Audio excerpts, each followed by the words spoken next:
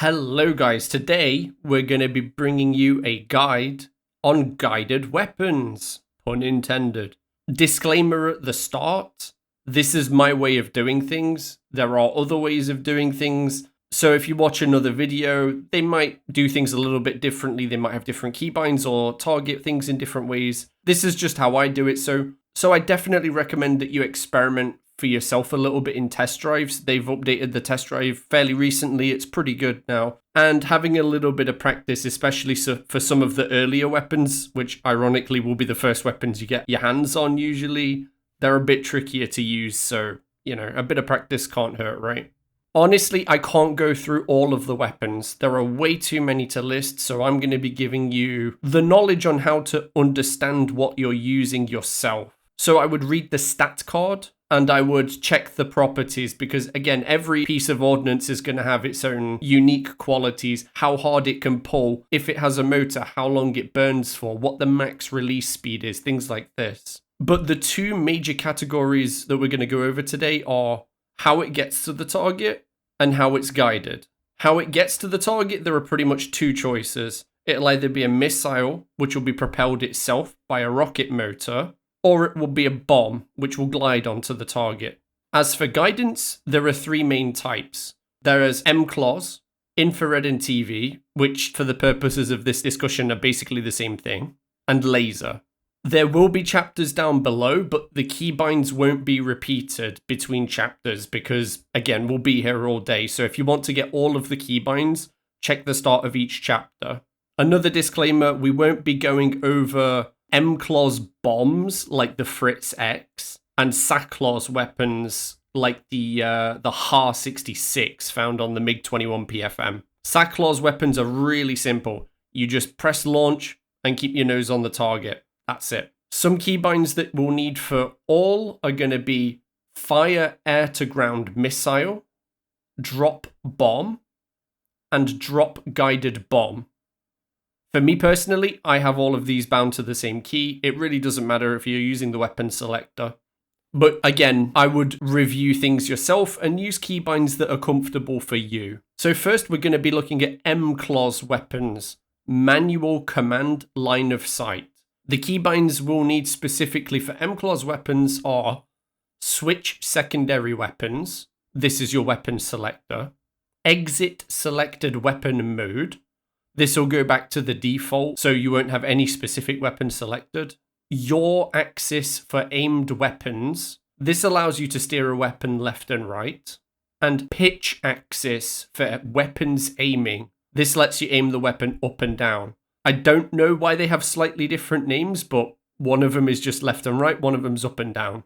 Now, when you're binding these axes, make sure relative control is off and set the multiplier as low as possible to 0.2. The multiplier is essentially the sensitivity. Again, this is my personal preference, but if you play around with the multiplier, set it a bit higher, set it a bit, well, it is as low as it goes, but you can set it a bit higher if you find that more comfortable. But a very common problem that people have when they use MCLOS missiles is that the sensitivity is way too high. These are among the first guided weapons you'll get access to that are actually relevant. They're quite difficult to use, so I would recommend just using bombs if you have CCIP or you're just generally good with bombs. So, you're going to need to find your target with your eyeballs, and then I would dive at them with a fairly steep dive angle, at least 45 degrees. Reduce your throttle and or deploy your air brake if it's necessary. Launch the missile, and use the keybinds to steer the missile onto target. With practice, you can get quite good with these, hitting even quite fast-moving targets. Just bear in mind that you will be quite vulnerable to SPAA while you're coming in, and it's going to take a bit of practice. Next, we have simple infrared and TV guided. The keybinds we'll need here are weapon lock, air to ground, lock guided bombs. I have both of these bound to the same key because, again, if you're using the weapon selector, you're just going to lock them up, right? Sight stabilization, disable sight stabilization, and toggle view. These are really the first real guided weapons that you're going to have access to. They're fire and forget weapons, which basically means that once you've dropped that bomb or fired off that missile, it will guide itself onto the target and you don't need to do anything else. The problem there, though, is that if the target pops smoke or goes behind a building or is obscured in some other way, the munition is not going to be able to follow the target anymore. So you'll need to find the target again using your eyeballs. And then I would recommend to either point your nose onto the target or use free look to look around so that the target is in the middle of the screen. Then press the sight stabilization button. This will pop up a little red square, sometimes with a green circle, and that's going to basically tell your weapon's camera to look here. Then use toggle view and go into the camera of the weapon. Planes that can use these early TV guided weapons won't have access to things like advanced onboard optics or targeting pods. So you're actually targeting it using the camera that the weapon is using itself. Then hover over the target and press your weapon lock key. At this point, if the target is either stationary or if it's in ground and it's something like an SPAA that you don't expect to move, fire away.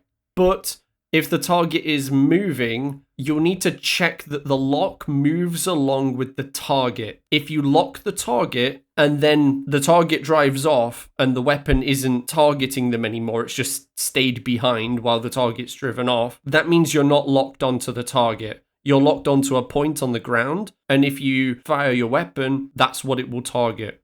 Simply press your weapon lock key again and it will unlock the weapon. Target the moving target again and try to lock it again. Once you've got a reliable lock, if it's a bomb, check with your CCIP to make sure it's landing in the general area of the target. Go back to third person view and check that that crosshair is at least somewhere close, right? These weapons will guide themselves onto the target, but they'll need the right amount of energy to do so. If it's a missile like an AGM-65 Maverick, these have a bit of their own kick, so they can go a bit further. But if it's a bomb, for example, the CAB 500KR, well, there's only so much energy it has. Yeah, it can glide along a bit, but you're still going to need to drop it in the general area of the target. And bear in mind that early weapons, like the AGM-65A and the CAB 500KR, will struggle to lock up a target. You might have to get concerningly close to achieve a stable lock on a moving target. Also, bear in mind that if you do sudden maneuvers after you've locked the target, you will lose the lock again. Think about it like you're trying to record a video on your phone and you're sitting in a bumpy car. Well, if you go over a big bump and it judders your hand, you're not going to be looking at the same thing you were anymore. The principle applies the same to the targeting camera. Again, these weapons can be difficult to lock and a bit finicky to use. This is meant to represent the limited targeting capabilities of earlier weapons in this category. Next up, we have laser-guided weapons. Now, laser-guided weapons specifically, you want to check that one of these settings is enabled. Enable laser designator before launch. This just means that when you press the weapon release button, whether it's drop bomb, fire missile, whatever, it means that the targeting pod will enable the laser as you drop the weapon automatically. In addition, the two extra keybinds you will need are toggle laser designator and switch NVD mode. So early laser guided weapons will almost always require a targeting pod to lase the target. Later planes often will have inbuilt advanced optics, but again, these earlier aircraft will need to be carrying a pod. The general principle is the same when you're trying to use a laser-guided weapon to a TV-guided weapon. You'll use your sight stabilization key once you've found the target to highlight the general area. But this time, instead of looking through the weapons camera, you'll be looking through the targeting pod. Once you're inside the targeting pod, you can press sight stabilization again to lock the target. Then you can use CCIP to check that the bomb is in the right area, or if it's a missile, Just make sure you're close enough and then release. You can press sight stabilization again to maintain the lock, but target a specific area of the vehicle. When you do this, a circle will appear inside the square.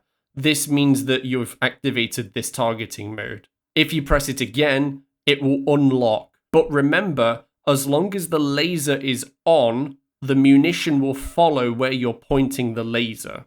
Generally speaking, with early laser-guided weapons, you must maintain your laze until the munition hits the target. Think of it kind of like a semi-active radar missile. With those missiles, you need to maintain a radar lock. With this type of munition, you need to maintain a laze, so the weapon knows where to go. The advantage being, as you might have picked up, a lock isn't actually mandatory. It will follow wherever you're pointing your laser. So if the target does go, say, inside smoke or behind a building, you can use your huge giga brain to target the edge of the building or inside the smoke where you think the target is to still hit the target. Because again, the weapon's following the laser. It doesn't see anything on its own. So that's essentially the trade-off. TV-guided weapons are fire and forget. You can just drop them and then you can turn away. You can do whatever you want. A laser-guided weapon, you might be able to turn off to the side, but you need to make sure that your targeting pod can still see what it's lasing so that the bomb has something to follow. If you deactivate your laser or lose lock for some other reason, such as you turn away because a SPAA is firing at you and your pod can no longer see the area, generally speaking, the bomb's just going to fall out of the air. It might maintain its current trajectory. It might not, depending on how advanced the weapon is. We're going to talk a little bit now about advanced and modern optics and pods. Because when you get access to better targeting, it makes these weapons a little bit better as well, as you might have experienced if you've played top tier ground. You might think that TV weapons or infrared weapons don't really benefit from a targeting pod because you can just target them with the camera of the weapon.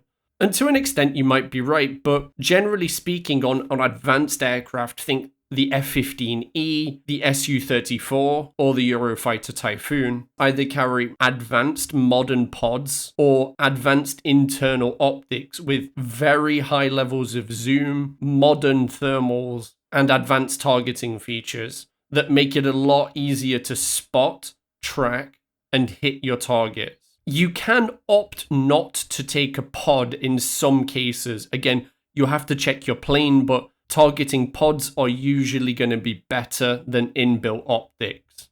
The other benefit is that you can lock up a target with the pod, and even if your TV-guided weapon loses lock because of maneuvering, provided you haven't fired the weapon yet, you can just press the weapon lock key again and it will instantly relock because the pod is already tracking the target, telling your TV-guided weapon exactly where to look when it's locking.